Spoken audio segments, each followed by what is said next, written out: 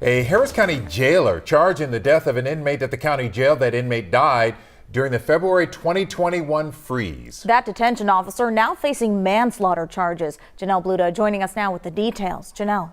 Yeah, guys, well, it's been nearly 2 years since this happened. Initially, there was an investigation and 11 officers were fired, 6 others suspended, but now 1 is charged. 23-year-old Jaquaree Simmons was arrested back on February 10, 2021 on a charge of felon in possession of a weapon.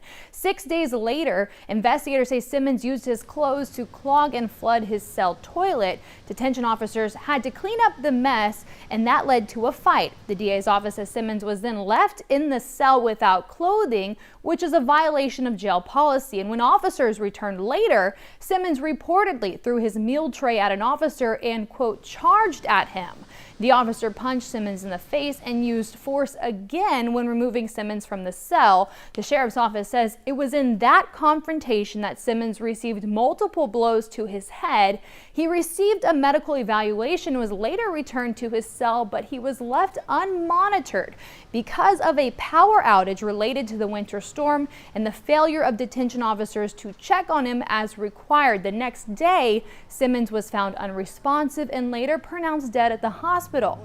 Now, former detention officer Eric Niles Morales has been charged in his death. The DA's office says the 28-year-old has turned himself in, but prosecutors say it was a chaotic scene with many officers responding, so they wanted to make sure they did a thorough investigation.